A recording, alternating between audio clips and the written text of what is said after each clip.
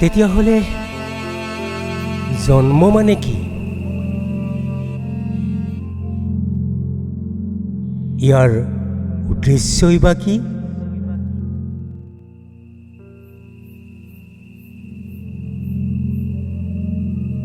আছেনে জনমৰ কোনো এক নিৰ্দিষ্ট সংজ্ঞা?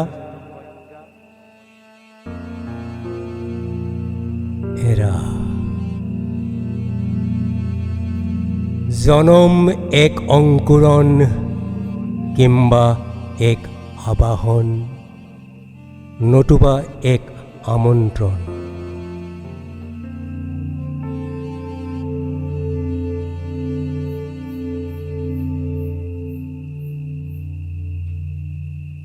হয়তোবা ই এক উৎকীৰ্ণ।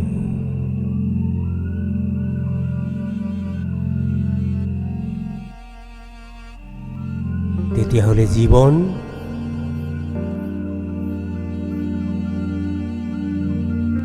জীৱন মানে কি?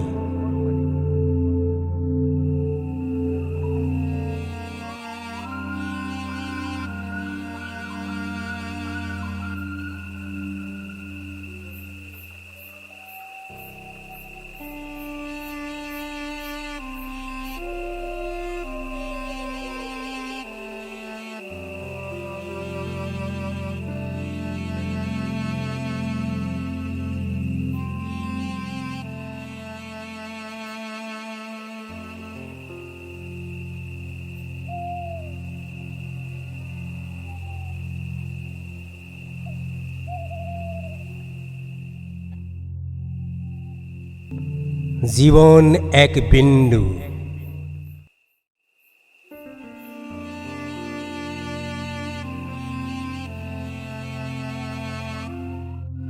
ক্ৰমে ক্ৰমে বিস্তাৰিত হৈ পৰা এজাক সপোন তৰংগিনী। বিন্দুতে সিন্ধু বুটলি ফুৰাৰ আকুলতম প্ৰয়াসেই হ'ল জীৱন।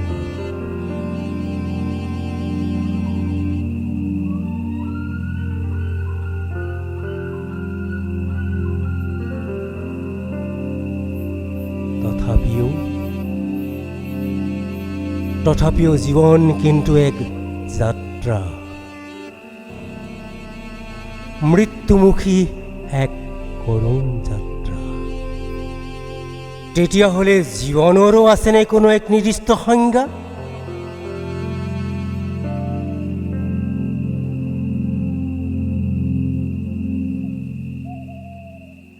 এৰা জীৱন এক বিমূৰ্ত উপহাৰ।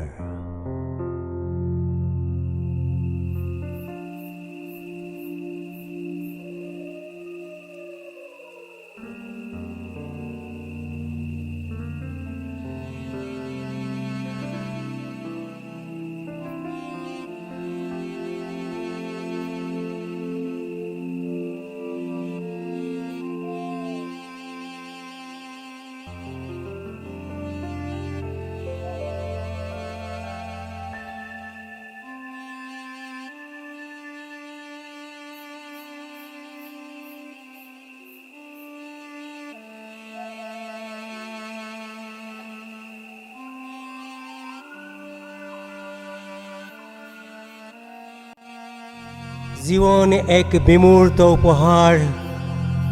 উপভোগৰ পৰিপূৰ্ণতাই ইয়াক কৰি তোলে মহীয়ান, প্ৰজ্জ্বল আৰু জাতিষ্কাৰ। জীৱনে খেলি ফুৰে অস্তিত্ব, গভীৰৰ তলত আৰু বেছি গভীৰৰ অস্তিত্ব।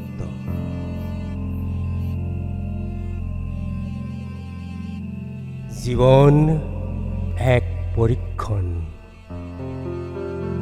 পৰীক্ষিত নহ'লে জীৱনে হেৰাই উদযাপনৰ সমস্ত মাধুৰ্য। জীৱন এক প্ৰশ্নৰ কোলাহল।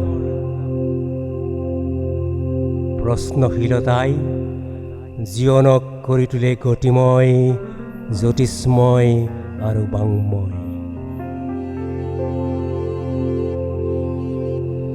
জীৱন এক উন্মাদনা। হেঁপাহৰ চুম্বনৰত ওঠ আৰু প্ৰাপ্তিৰ উষ্ম আলিংগনৰ মাজেদি প্ৰবাহিত হৈ থাকে জীৱনৰ উন্মাদনা, মহৎ উন্মাদনা।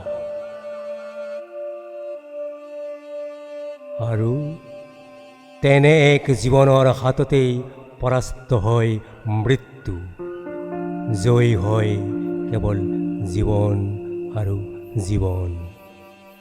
এনেদৰেই আগবাঢ়ে জীৱন, জীৱনৰ পৰা জীৱনলৈ, জীৱনৰ পৰা মৰণলৈ আৰু মৰণৰ পৰা অনন্তকাললৈ।